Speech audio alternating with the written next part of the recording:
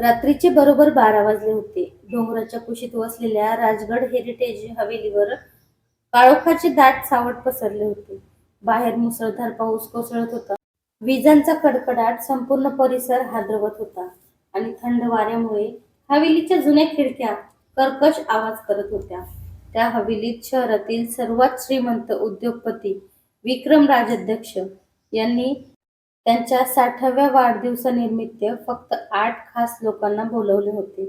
त्या 8 जणांमध्ये त्यांची पत्नी माया, मुलगा आर्यन, मुलगी रिया, व्यवसायातील भागीदार समीर, वकील अनिरुद्ध, डॉक्टर शेखर, जुना मित्र देवेन आणि हवेलीचा विश्वासू व्यवस्थापक गणेश यांचा समावेश होता.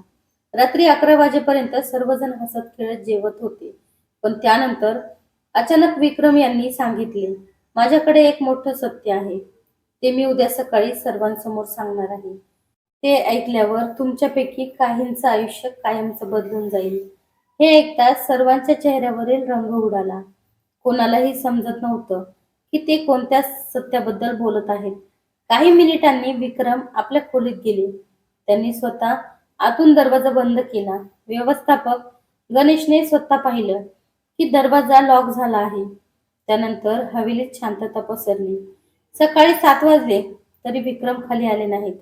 माया यांनी दार ठोठावलं, पण आतून कोणताही प्रतिसाद आला नाही. सर्वजण खोलीबाहेर जमा झाले. दरवाजा आतून बंद होता. खिडक्यांनाही आतून कडी लावलेली होती.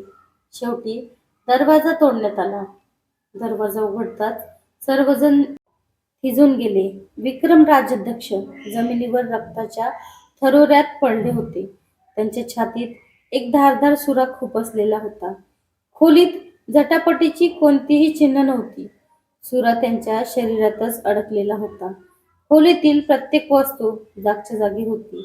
टेबलावर अर्धवट प्यायलेला चहाचा कप होता. घड्याळ रात्री 12:17 वर थांबलेलं होतं आणि जमिनीवर एक छोटासा काळा बुद्धिबळाचा राजा पडलेला होता. सर्वात धक्कादायक गोष्ट म्हणजे खोलीचा दरवाजा आणि खिडक्या आतून बंद होत्या. म्हणजे कुणी बाहेर गेला तरी कसा? पोलीस निरीक्षक अर्जुन देशमुख घटनास्थळी पोहोचले.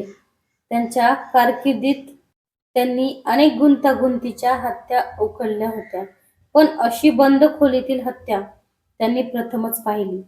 त्यांनी सर्वांना एकाच हॉलमध्ये बसवलं आणि स्पष्ट शब्दात सांगितलं, जोपर्यंत हा गुन्हा उकलत नाही तोपर्यंत इथून कोणीही बाहेर जाणार नाही.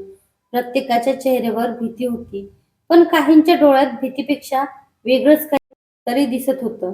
जणू एखादं गुपित लपवण्याची छट्टा. अजून यांनी खोलीची तपासणी सुरू केली. दरवाजाची कडी आतून बंद होती, पण लॉकमध्ये एक अतिशय बारीक ओरखडा दिसत होता. खिडक्या पूर्णपणे बंद होत्या. फायरप्लेस अनेक वर्षापासून वापरात नव्हती. छतावर कोणताही गुप्त मार्ग नव्हता. सुरावर कोणाचेही स्पष्ट बोटाचे ठसे नव्हते. मात्र चहाच्या कपावर फक्त विक्रम यांचे ठसे होते. टेबलावर एक डायरी उघडी पडली होती. शेवटच्या पानावर फक्त 3 शब्द लिहिले होते, तो माझ्यातच आहे. त्याखाली शाई पसरलेली होती. जणू लिहितानाच काहीतरी घडलं होतं. अर्जुन यांनी एकमेकांची चौकशी सुरू केली. पत्नी माया म्हणाली की विक्रम गेल्या काही दिवसांपासून खूप अस्वस्थ होते.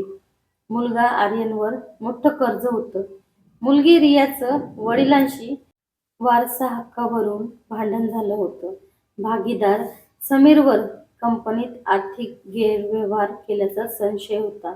वकील अनिरुद्ध काही महत्वाची कागदपत्र लपवत असल्याचं दिसत होतं. डॉक्टर शेखर काहीतरी बोलण्यापासून सतत टाळत होते. जुना मित्र देवेन आणि विक्रम यांच्यात 20 वर्षापूर्वी झालेल्या एका अपघाताचं गूढ दडलं होतं. व्यवस्थापक गणेश मात्र सारखा एकच सांगत होता, साहेबांनी स्वतः दार बंद केलं होतं. त्यानंतर कोणीही वर गेलं नाही.